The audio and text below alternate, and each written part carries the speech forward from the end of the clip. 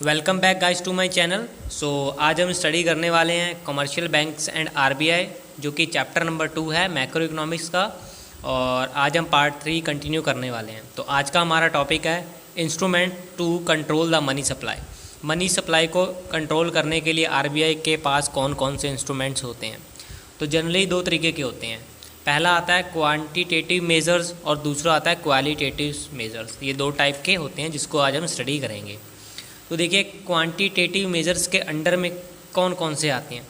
तो पहला आता है बैंक रेट या फिर repo rate, second one reverse repo rate, third one CRR जिसे हम कहते हैं कैश रिजर्व रेशियो, और fourth one SLR statutory liquid ratio, और फिफ्थ वन हमारे पास आता है ओपन मार्केट ऑपरेशन। तो ये पांच जो हैं वो क्वांटिटेटिव मेजर्स के अंडर में होते हैं, और क्वालिटेटिव मेजर्स के अंडर्स में आ जाते हैं आपके margin money, rationing of credit and moral suasion. तो स्टार्ट करते हैं। तो यहाँ पर सबसे पहले हम मीनिंग जान लेते हैं क्वांटिटेटिव मेजर्स का। देखिए, these are the those instruments of RBI. If RBI increase और decrease in these instrument it will affect the overall money supply in the economy. देखिए, ये आरबीआई के इस तरीके के इंस्ट्रूमेंट्स होते हैं ना, अगर आरबीआई इसके अंदर थोड़ा सा भी अगर इंक्रीज डिक्रीज करेगा तो ये पूरी इकोनॉमी की मनी सप्लाई को इफेक्ट कर देगा। तो इसी को हम कहते हैं क्वांटिटेटिव मेजर। तो इसके अंडर अब 5 आते हैं जिसको हम लाइन बाय लाइन जानेंगे। तो सबसे पहले आता है बैंक रेट। बैंक रेट को एक सेकंड नेम भी है उसका, हम उसको रेपो रेट भी कह सकते हैं। देखिए, it is the rate of interest at which RBI offers loan to the commercial bank. देखिए, ये इस तरीके का रेट ऑफ इंटरेस्ट होता है जिस पर आरबीआई जो होता है कमर्शियल बैंकों को लोन ऑफर करता है। तो सेकंड वन जो है हमारे पास वो आता है रिजर्व रेपो रेट। देखिए, it is the rate of interest at which RBI accepts the deposit from the commercial bank. ये किस तरीके का रेट ऑफ इंटरेस्ट होता है जिस पर आरबीआई जो है कमर्शियल बैंकों से मनी को एक्सेप्ट करता है। It is known as reserve repo rate. तो इसी को हम कहते हैं रिजर्व रेपो रेट। तो थर्ड वन की तरफ चलते हैं हम, जिसे हम कहते हैं सीआरआर या फिर आप कह सकते हो कैश रिजर्व रेशियो। देखिए, every bank has to kept a minimum percentage of its total deposit with RBI. देखो, हर एक बैंक को अपना टोटल डिपॉजिट का कुछ मिनिमम परसेंटेज आरबीआई के पास रखना पड़ता है, उसी को हम कहते हैं सीआरआर। जैसे एग्जांपल के लिए मान के चलो कि आरबीआई के पास 10 लाख का डिपॉजिट हुआ, तो उसका 10% जो होगा वो कमर्शियल बैंकों को अपने पास आरबीआई के लिए मेंटेन करके रखना पड़ेगा, पब्लिक के विड्रॉल की डिमांड को पूरा करने के लिए। तो नेक्स्ट वन हमारे पास आता है SLR statutory liquid ratio. It means every bank has to kept a minimum percentage of its total deposit with themselves.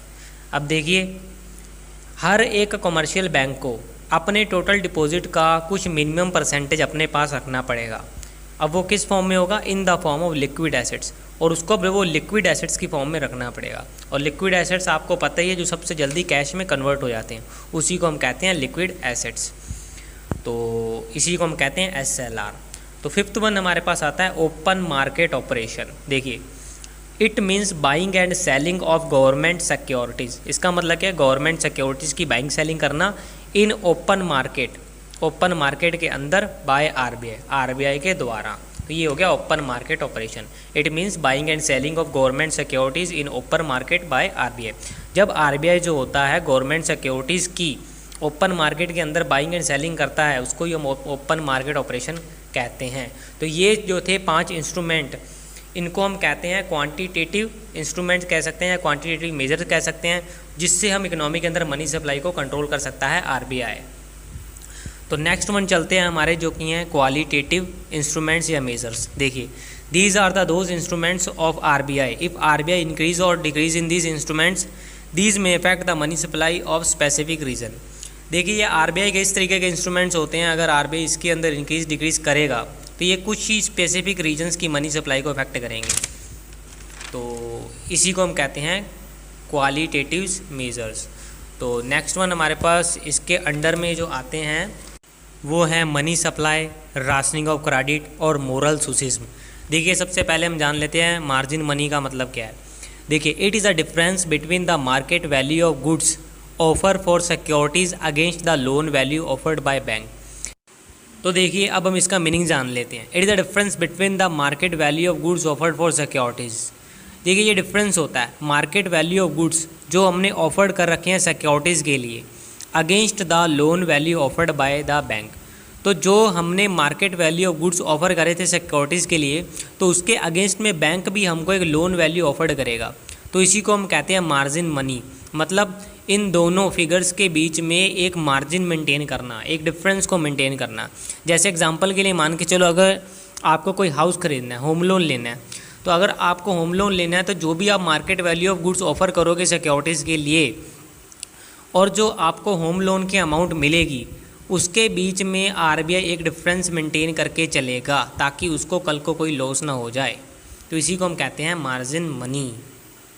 तो आपकी सिक्योरिटीज़ वो कुछ भी हो सकती है, चाहे उसके लिए कोई आप गोल्ड की रिंग दे दो। तो जैसे गोल्ड की रिंग मान के चलो उसका मार्केट वैल्यू है 20,000 हो गया जैसे मान के चलो, और आपको होम लोन मिल गया 15,000 का। तो जो 5,000 का यहाँ पे गैप मेंटेन हुआ है उसी को हम कहते हैं मार्जिन मनी। तो नेक्स्ट वन हमारे पास आता है राशनिंग ऑफ क्रेडिट। देखिए it refers to the fixation और abolishment of credit quarters for the different business unit in the economy. अब इसका मीनिंग क्या है, यहाँ पे क्रेडिट क्वार्टर्स को कभी फिक्स करा जाता है या फिर कभी उसका एबॉलिशमेंट कर दिया जाता है डिफरेंट टाइप की बिजनेस यूनिट्स जो भी हैं हमारी इकोनॉमी के अंदर। तो इसी को हम कहते हैं राशनिंग ऑफ क्रेडिट। उनके ऊपर कभी क्रेडिट की लिमिट्स बढ़ा दी जाती हैं या फिर उनके लिए कभी क्रेडिट्स की लिमिट घटा दी जाती हैं। तो नेक्स्ट वन हमारे पास आता है मोरल सुसिज्म। तो इसका अब हम मीनिंग जानते हैं। देखिए some time RBI pressurise the commercial bank to follow its directive laws regarding money supply. देखिए कई बार क्या होता है, आरबीआई जो होता है कमर्शियल बैंकों को प्रेशराइज करता है, उनके ऊपर प्रेशर बनाता है कि उसके रूल्स एंड रेगुलेशन जो नियम कानून है या उसके जो डायरेक्टिव्स हैं उसको फॉलो करो रिगार्डिंग मनी सप्लाई से related. If directives are not followed direct action should be taken against that bank. अगर उसके जो डायरेक्टिव्स हैं, रूल्स एंड रेगुलेशन है या ये लॉज हैं, अगर कमर्शियल बैंक नहीं फॉलो करेगा तो उसके खिलाफ स्ट्रिक्ट एक्शन भी लिया जा सकता है कमर्शियल बैंक के खिलाफ। तो इसी को हम कहते हैं मोरल सुसिज्म। आई होप आपको आज का टॉपिक क्लियर होगा। तो चैनल को प्लीज़ लाइक शेयर सब्सक्राइब कीजिएगा और thanks for watching, keep supporting. और जिन्होंने पार्ट 1 और 2 नहीं देखा है लिंक डिस्क्रिप्शन में है, प्लीज़ जा कर के देखिए।